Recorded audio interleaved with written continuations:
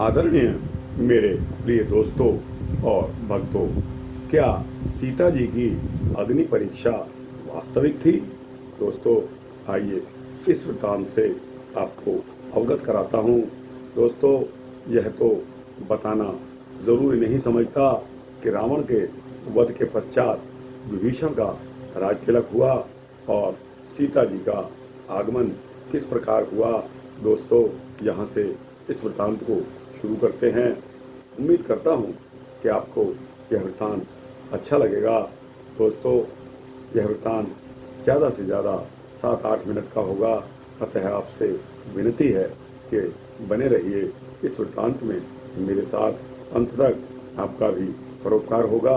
तो आइए बिना समय गंवाए इस वृत्तांत को शुरू करते हैं।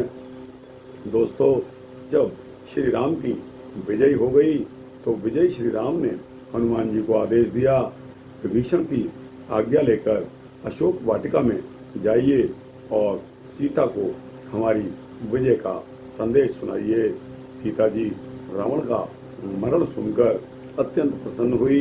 हनुमान जी उन राक्षसियों को मारना चाहते थे जिन्होंने सीता जी को भयभीत किया था, लेकिन माता सीता बोली कि नहीं पुत्र, इस संसार में कोई निर्दोष नहीं है।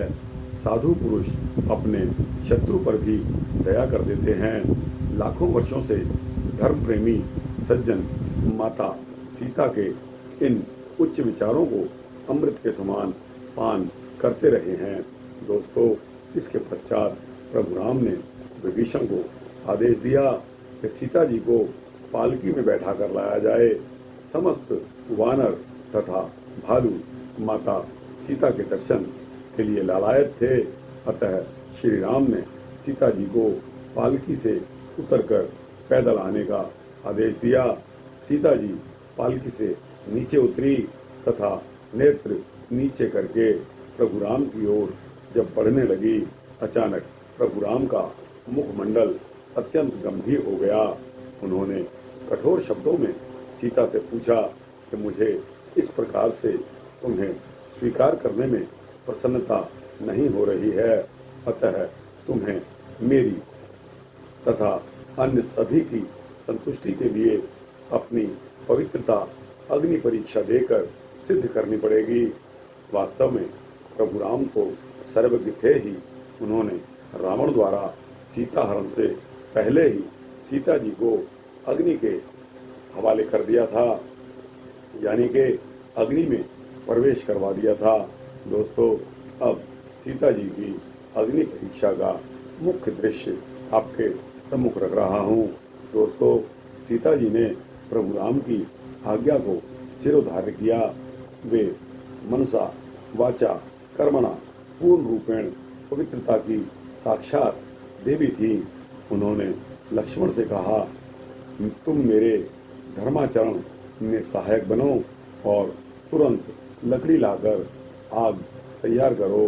लक्ष्मण जी ने दुख भरे हृदय से अग्नि तैयार की। अग्नि को खूब बढ़ी चढ़ी देखकर सीता जी के हृदय में हर्ष हुआ। प्रभु राम की 3 बार परिक्रमा करके सीता जी बोली कि हे देवताओं, मैं तुम्हें नमन करती हूँ। हे ऋषि मुनियों, मैं आपके चरणों में वंदन करती हूँ। हे अग्नि देवता, आप मेरी पवित्रता के साक्षी हैं। यदि स्वप्न में भी मैंने अपने स्वामी प्रभु राम के अतिरिक्त किसी अन्य पुरुष की कामना की हो तो आप मुझे जलाकर भस्म कर देना।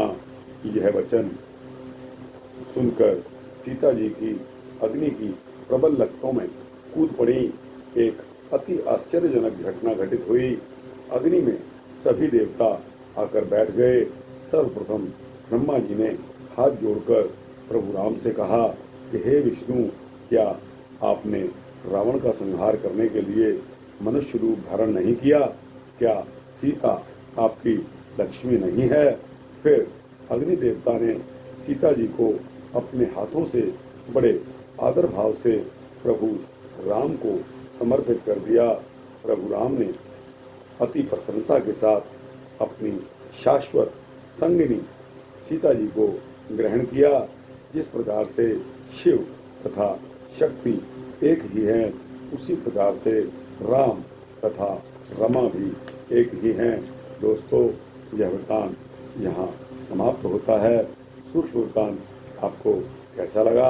अच्छा लगा हो तो दोस्तों इसको लाइक और शेयर करते हुए अपने जैसे दोस्तों, भक्तों, जिज्ञासुओं को अवश्य भेजना। तो दोस्तों, इस चैनल को सब्सक्राइब करेंगे तो आपको इसी तरह के भक्ति वृत्तांत देता रहूँगा, यह मेरा संकल्प है। दोस्तों, जय श्री राधे, जय श्री कृष्ण, जय श्री सीता रामचंद्र भगवान की जय।